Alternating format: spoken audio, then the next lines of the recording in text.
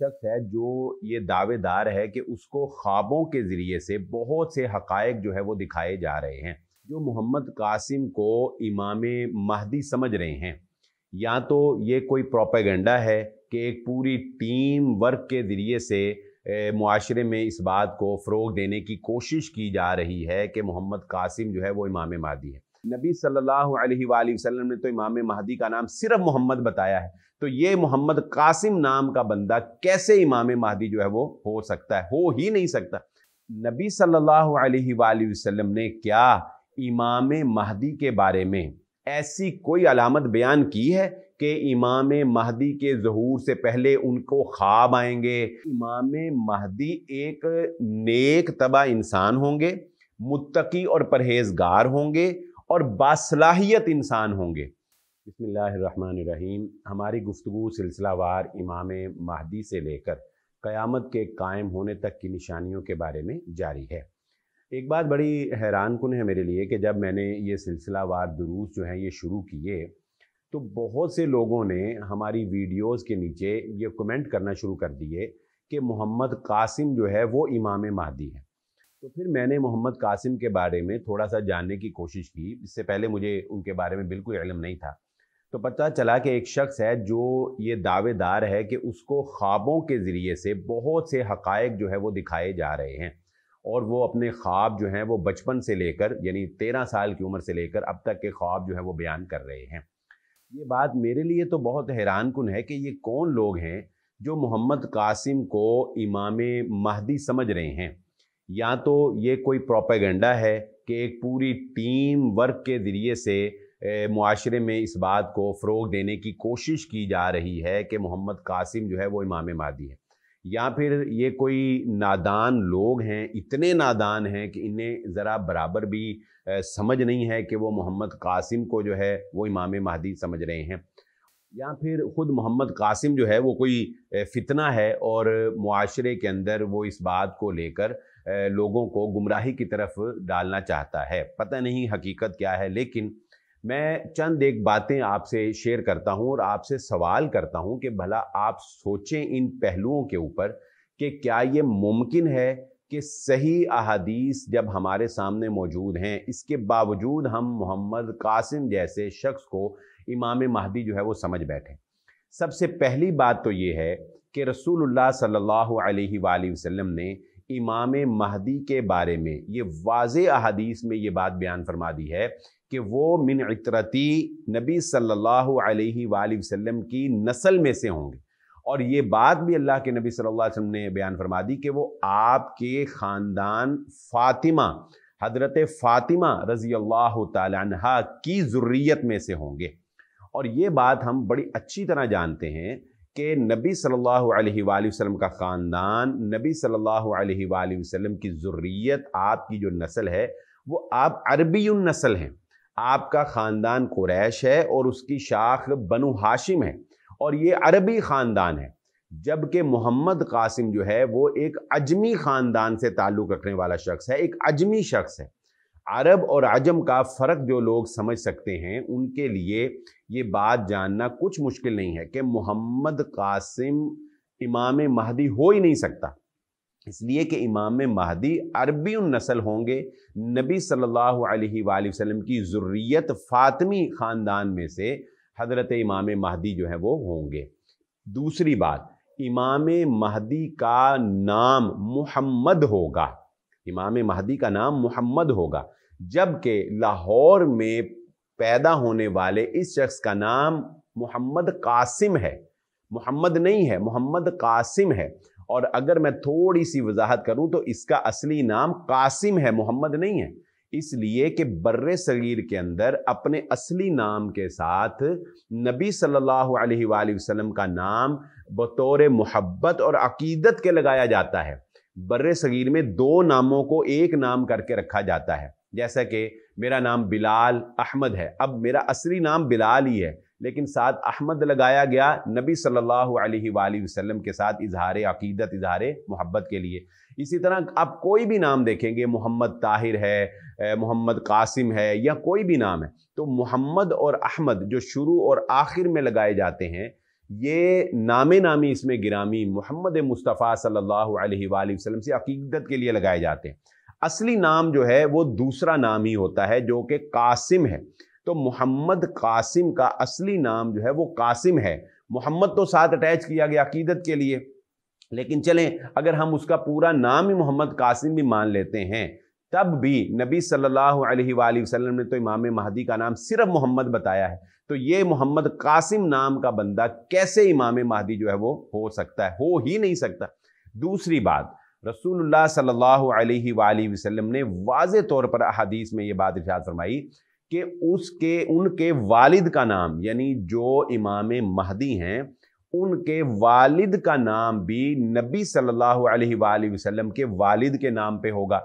اور ہم یہ جانتے ہیں کہ نبی صلی اللہ علیہ وسلم کے والد کا نام عبداللہ، اور ان کے والد کا نام جو محمد قاسم لاہور والا ہے، اس کے والد کا نام محمد قاسم بن عبد الکریم، ٹھیک ہے؟ تو اب یہ کیسے ممکن ہے کہ عبد الکریم کا بیٹا محمد قاسم اور عبداللہ کا بیٹا محمد جس نے امام مہدی ہونا ہے، ان میں مماثلت جو ہے وہ ممکن ہی نہیں ہے۔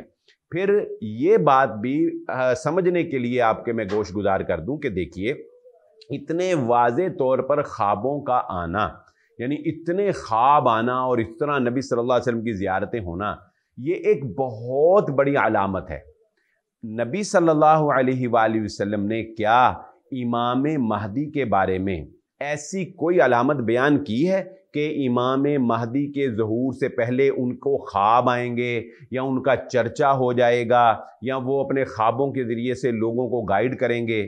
اگر یہ امام مہدی کی یہ نشانی ہوتی تو جہاں نبی صلی اللہ علیہ وسلم ان کے چہرے کی خد و خال، ان کی پیشانی، ان کا ناک، ان کی رنگت، ان کا حلیہ مبارک جو ہے وہ نبی صلی اللہ علیہ وسلم بیان کر رہے ہیں، تو کیا اللہ کے نبی صلی اللہ علیہ وآلہ وسلم یہ بیان نہ کرتے کہ امام مہدی کو خواب آئیں گے؟ اچھا، پھر ایک میں اپنے ناظرین کو یہ بات واضح کر دینا چاہتا ہوں، کیونکہ بہت سے لوگ مجھے اس بارے میں سوال کر رہے ہیں کہ کیا امام مہدی جو ہیں وہ آنے والے ہیں؟ کیا امام مہدی کا پتہ کچھ لوگوں کو چل چکا ہے؟ کیا وہ پیدا ہو چکے ہیں لیکن ان کا بھی ظہور نہیں ہو رہا؟ تو میرے پیارے بھائیوں، یہ بات سمجھ لو کہ امام مہدی کی پہچان ان کے ظہور سے پہلے کسی بھی حدیث میں اس بات کا تذکرہ نہیں ہے کہ امام مہدی کے ظہور سے پہلے ان کو پہچان لیا جائے گا یا ان کے ظہور سے پہلے ان کا چرچا جو ہے وہ دنیا میں ہونا شروع ہو جائے گا کہ یہ بندہ ہے۔ ویسے تو چرچا ہو رہا ہے، لیکن یہ بندہ، اس بندے شخص کی شناخت جو ہے وہ کہیں احادیث میں نہیں ہے کہ ان کے ظہور سے پہلے ہو جائے گی، بلکہ احادیث میں جو بات واضح طور پر بیان ہوئی ہے، جس کو ہم اپنے تسلسل کے ساتھ لیکچرز میں باقاعدہ حدیث کے ریفرنس کے ساتھ آپ کو سکرین پہ دکھاتے رہتے ہیں کہ امام مہدی ایک نیک طبع انسان ہوں گے، متقی اور پرہیزگار ہوں گے اور باصلاحیت انسان ہوں گے۔ از خود انہوں نے بھی کبھی یہ نہیں سوچا ہوگا کہ وہ لوگوں کو کمانڈ کریں گے یا لوگوں کے خلیفہ بنیں گے۔ ہاں، سعودی عرب کے اندر بادشاہت پر لڑائی ہوگی، وہ اپنے آپ کو چھپاتے ہوئے مدینہ کے وہ رہائشی ہوں گے۔ یہ بات بھی ذہن نشین رکھیں، محمد قاسم لاہور کا رہائشی ہے اور امام مہدی جو ہے وہ مدینہ المنورہ کے رہائشی ہوں گے۔ اور ہم یہ جانتے ہیں کہ مدینہ میں محمد نام جو ہے یہ بہت زیادہ بولا جاتا ہے، بہت زیادہ رکھا جاتا ہے۔ تو امام مہدی اپنے آپ کو لوگوں سے، یعنی لوگوں کی نظریں ان پہ ہوں گی کہ یار یہ بندہ ہے، اس کو ہم اپنا لیڈر بنائیں، تو وہ اپنے آپ کو مزید روپوش کرنے کے لیے مکہ آ جائیں گے، اور پھر مکہ میں لوگ ان کو تلاش کر کے، ان کی منت سماجت کر کے ان کو کہیں گے کہ آپ ہمارے لیڈر بنیں۔ تو پھر وہ ایک رات میں اللہ رب العزت ان کے ذہن کے اندر یہ بات داخل کر دے گا کہ وہ یہ عہد کر لیں گے کہ ہاں میں یہ کام کروں گا۔ تو پھر ان کی بیعت جو ہے وہ مقام ابراہیم اور بیت اللہ کے درمیان جو ہے ان کے ہاتھ کے اوپر بیعت کی جائے گی۔ یہ اتنی واضح علامات جو ہیں امام مہدی کے موجود ہیں، تو اس لیے اس چکر میں آپ بالکل نہ پڑیں کہ امام مہدی 2023 میں آ جائیں گے، امام مہدی 2027 میں آ جائیں گے۔ مینشن کر کے اگر بتایا جا سکتا ہوتا تو کیا محمد الرسول اللہ صلی اللہ علیہ وآلہ وسلم نہ بتا دیتے کہ 1445 ہجری میں امام مہدی آ جائیں گے یا 2024 یا 25 عیسوی میں جو ہے وہ امام مہدی آ جائیں گے. بھئی اللہ کے نبی صلی اللہ علیہ وسلم نے جب مینشن نہیں کیا تو کسی اور کا علم اس قابل نہیں ہے کہ وہ باقاعدہ مینشن کر سکے. ہاں اندازے ہیں، اندازے سے بتایا جا سکتا ہے کہ بھئی علامات قیامت اور ظہور مہدی سے پہلے کی علامات اس حد تک پوری ہو چکی ہیں کہ اب توقع کی جا سکتی ہے کہ ان کا ظہور ہونے والا ہے. جیسا کہ میں نے بھی اپنی ایک ویڈیو میں کہا کہ بہت سے حالات اس طرف تیزی سے جا رہے ہیں اور کچھ بھی کسی بھی وقت متوقع ہے، ٹھیک ہے.